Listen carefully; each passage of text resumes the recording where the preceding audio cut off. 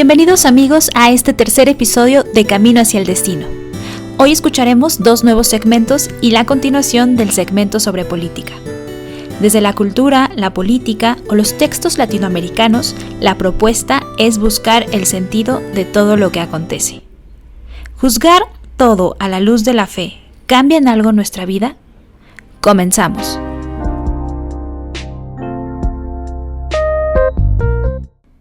La cultura nace del deseo humano de entender la verdad del mundo que nos rodea.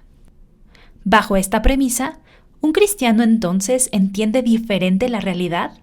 ¿La puede ver con otros ojos? ¿O estamos destinados a seguir la cultura y pensamiento dominante? A continuación, nuestro amigo Daniel Semprini, de la Comunidad de Ciudad de México, nos presenta el segmento Profundizaciones Culturales.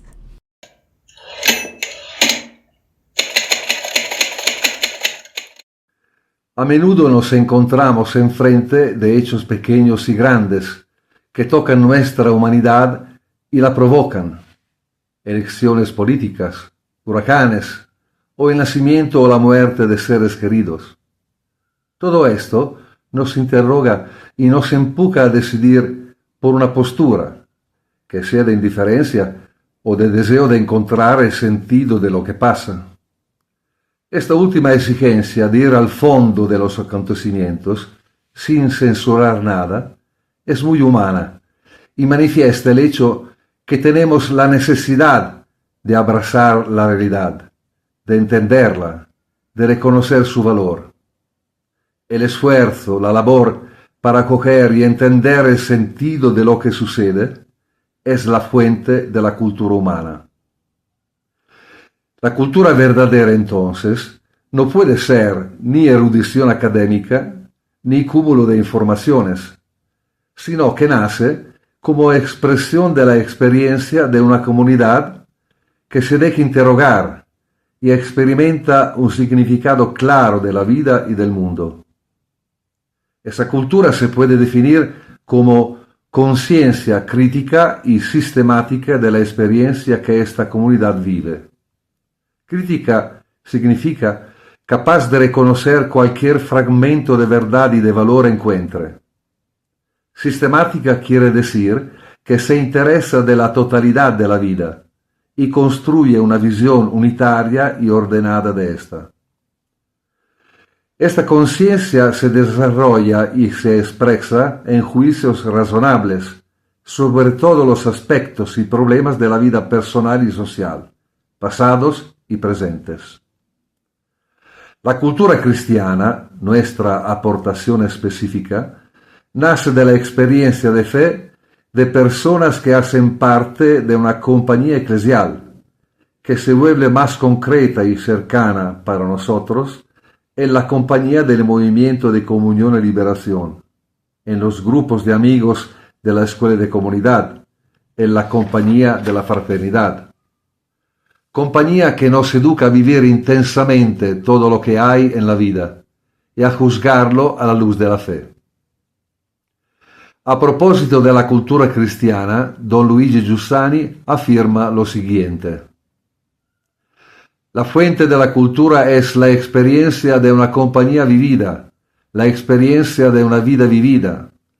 Quería simplemente hacer la observación de que la pasión por la verdad, que todos comprendemos es el meollo para el desarrollo cultural, para la aventura de la cultura, no es otra cosa que la pasión por el hecho de Cristo, y por tanto es la pasión por nuestra compañía, por el acontecer de nuestra compañía, por el acontecer de la compañía de nuestro movimiento, que es nuestra forma de vivir el gran acontecimiento de la compañía grande de la Iglesia de Cristo. En caso contrario, hasta podremos hacer cultura, pero no será cultura cristiana. En otro texto, el mismo Giussani subraya la importancia de la relación con Cristo para crear cultura cristiana. Cuando la presencia de Cristo entra en juego en todas las relaciones de la vida, cuando éstas están colgadas de ella, cuando dichas relaciones se salvan, se juzgan, se coordinan, se valoran y se usan a la luz de esta presencia, se tiene una cultura nueva. Esta nace, pues, de la postura que uno asume hacia esta presencia excepcional y decisiva para la vida. Por eso dice San Pablo, este es vuestro culto espiritual, es vuestra cultura. Es el punto de vista nuevo desde el que ver el mundo, la realidad entera. Cuando uno tiene una mirada de niño a esa presencia, tanto si es pequeño como si es una persona madura, basta que sus ojos estén despojados de los peros y los no sé, y estén llenos de la petición que alberga el corazón. Si es madura así, entonces penetra en las relaciones cercanas y lejanas con una luz que nadie posee, excepto aquellos que tienen la misma postura ante Cristo, el Dios hecho hombre, el Verbo hecho carne. Este segmento quiere hospedar intervenciones que ayuden y estimulen a tomar conciencia de temas de la mentalidad dominante y de otros actuales, que normalmente esconden las raíces profundas de las cuales nacen. En ese sentido se usa la fórmula profundizaciones culturales, porque quieren provocar una reflexión a la luz de una hipótesis de lectura aceptable para personas de fe y para quien busca sinceramente la verdad y no quiere quedarse en la superficie de lo que sucede y de los comentarios predominantes.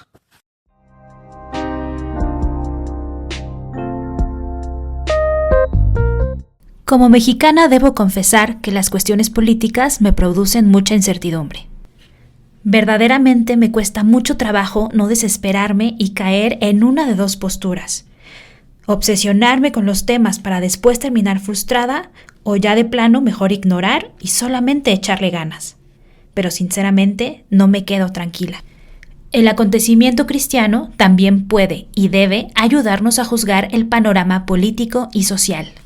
A continuación escucharemos Enfoque, por José Antonio Arévalo de la Comunidad de Puebla.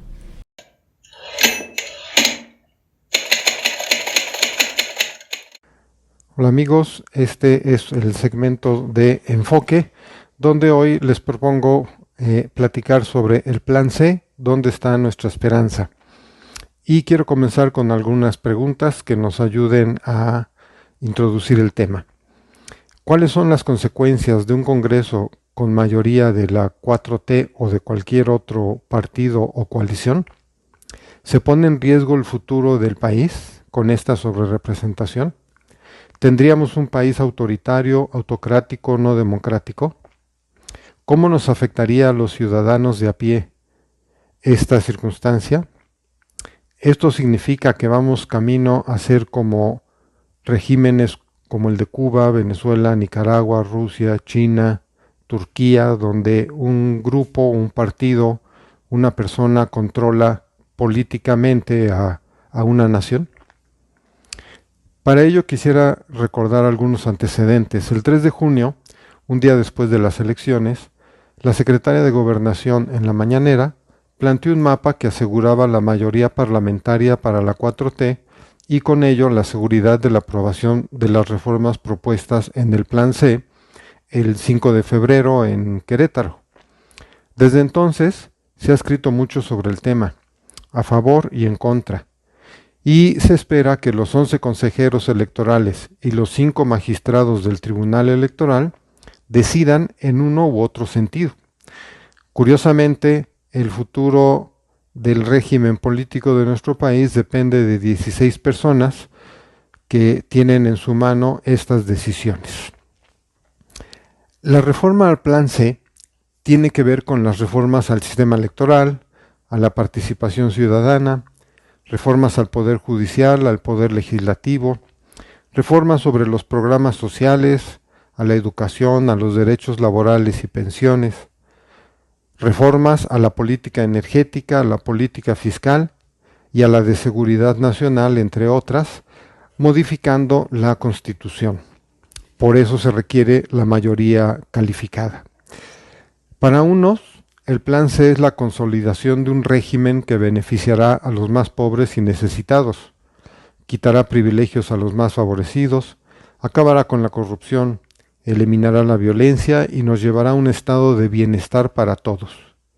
Para otros, el resultado será la pérdida de derechos políticos y sociales, el fortalecimiento del autoritarismo y el control de un solo partido, como sucedía en los años 70, 80 más o menos, el deterioro de la economía y desconfianza de los inversionistas, el debilitamiento del Estado de Derecho y la transparencia, la ideologización de la educación con la nueva escuela mexicana, limitación de la libertad de expresión, avance del crimen organizado y la violencia, no combate a la corrupción, etc.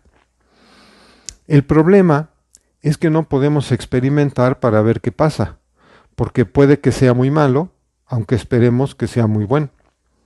Por ello, es necesaria la discusión, el análisis, la opinión de los expertos, la mesura y la apertura, el diálogo y no la confrontación, la grandeza de ánimo y no la mezquindad y la pendencia. Lo que está en juego es la vida de millones de personas, su salud, sus expectativas de crecimiento, la libertad de educación, el acceso a mejores estados de vida, el futuro ecológico y energético del país, en fin, toda la vida de una nación. Podemos pensar que como ciudadanos ya fuimos responsables, ya hicimos lo que nos tocaba, fuimos a votar. Sin embargo, esto no es para desentendernos del problema, no es suficiente. ¿Qué más podemos hacer? ¿Cómo podemos influir en las decisiones de los 16 que decidirán nuestro futuro? ¿Es probable que nos hagan caso? ¿Cómo expresarnos? ¿Solo nos queda resignarnos y esperar que todo salga bien? ¿Nos tenemos que sumar a las marchas, bloqueos, campañas de redes sociales? ¿Tenemos que esperar lo mejor y prepararnos para lo peor? ¿Dejaremos en manos de otros nuestro propio futuro? ¿Basta que cada uno haga lo que pueda desde su trinchera? ¿Cuál es la postura que más nos puede ayudar? Y aquí podríamos ahondar en interminables análisis, pero yo quisiera cerrar con esta reflexión. El futuro es por naturaleza incierto. Lo que vendrá no siempre es la consecuencia lógica de lo que le antecede. ¿Cómo lidiar con esta incertidumbre? ¿Dónde encontrar una certeza? ¿Pueden los políticos, los programas, las leyes, el orden jurídico, social y económico darnos la seguridad y certeza que necesitamos para vivir? ¿Bastan la palabra, la buena fe y la fuerza de voluntad de un líder para asegurarnos un futuro mejor? ¿Cómo construir, edificar, dialogar, abrazar, caminar juntos? ¿Necesitamos de una tragedia como los terremotos para que los mexicanos saquemos lo mejor de nosotros mismos? ¿Y luego? ¿Y después? ¿Y cuando no hay terremotos? ¿Por qué vale la pena empezar cada día, empezar de nuevo? ¿Por qué no nos resignamos y buscamos siempre, a pesar de la fatiga y las decepciones, un futuro mejor, una vida más justa, un amor más verdadero? ¿Es este anhelo, esta exigencia, la fuerza que necesitamos para afrontar la vida?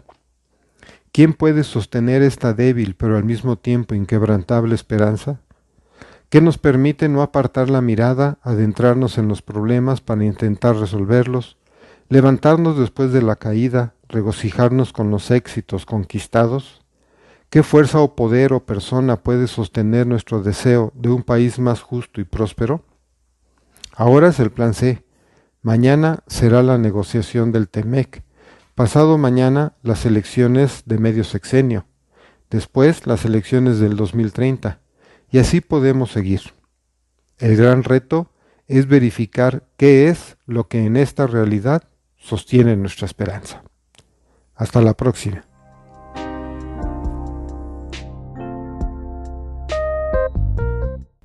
Si les soy sincera, hoy en día hay algunas personas en mi vida con los cuales tengo que convivir y con los cuales tengo ya una grieta. Esto para mí es triste, doloroso e incómodo. Me he alejado en lugar de generar un diálogo, dándolo ya por perdido y solo intentando sobrellevar y tolerar. ¿Acaso esto me hace feliz? ¿Cómo puedo rellenar esta grieta? A continuación escucharemos un nuevo segmento llamado Vestigios, donde Hugo, de la comunidad de Querétaro, retoma algunos textos de escritores latinoamericanos, donde se hace evidente las grandes preguntas humanas.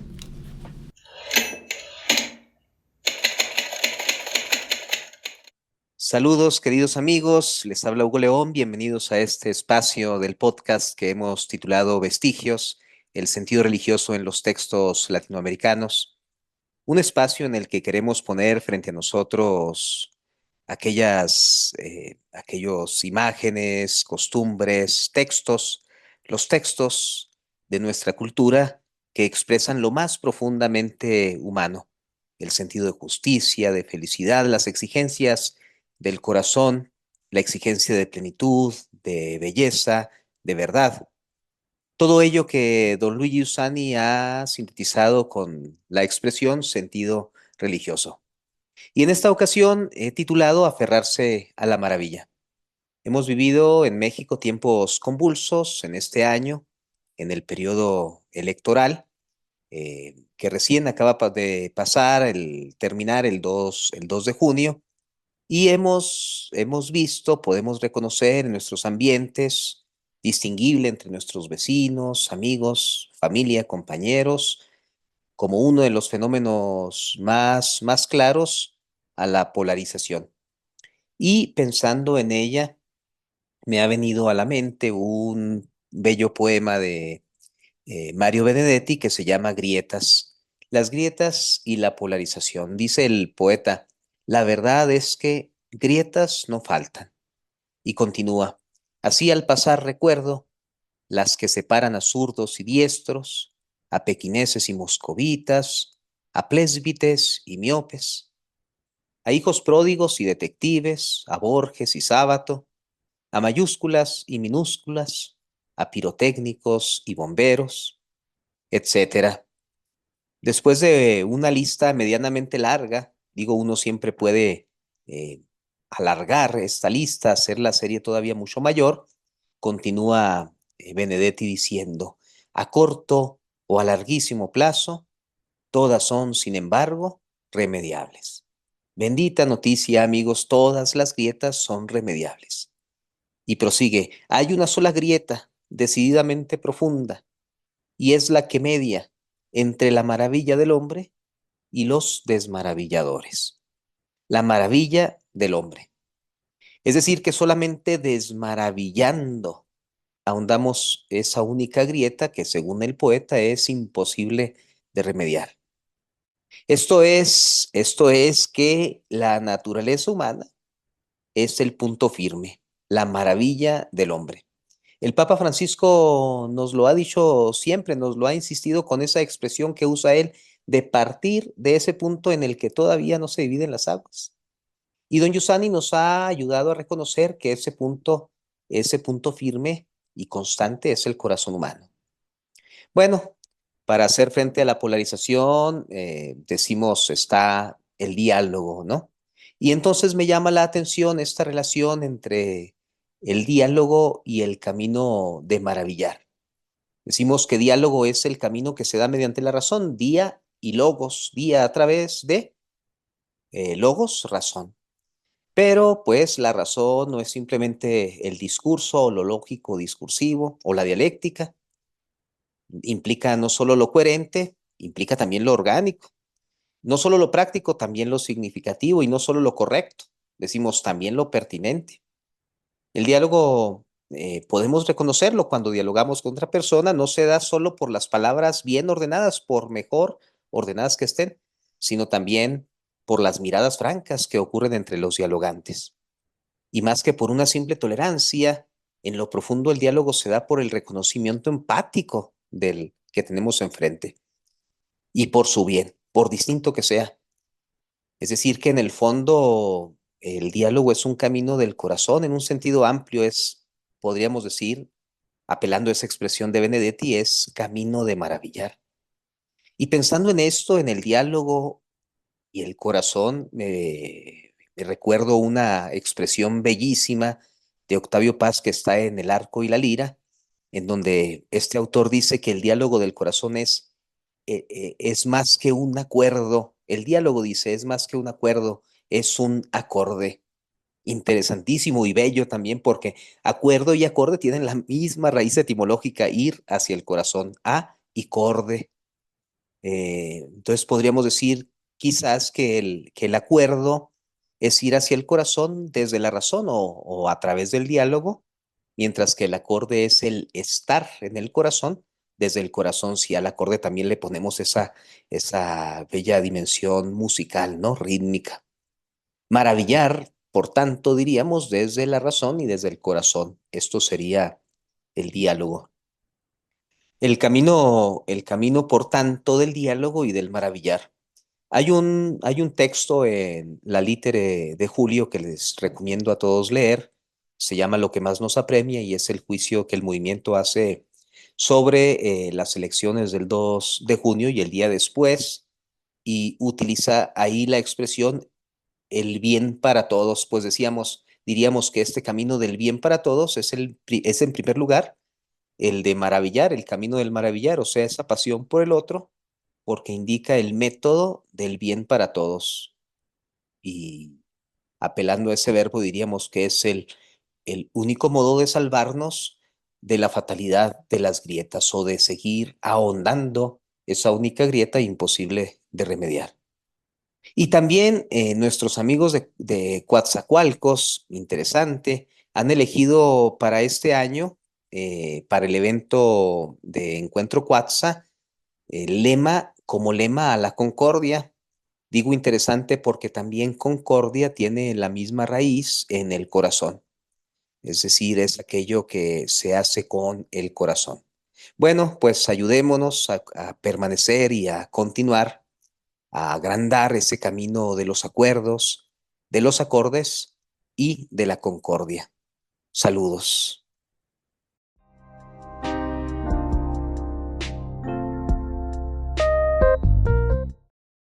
Muchas gracias por acompañarnos en este episodio. Dejaremos en la descripción la página del movimiento Comunión y Liberación, así como nuestras redes sociales, un correo de contacto y la página de la revista por si deseas suscribirte. Yo soy Andrea Pineda, de Ciudad de México, y nos vemos hasta la próxima.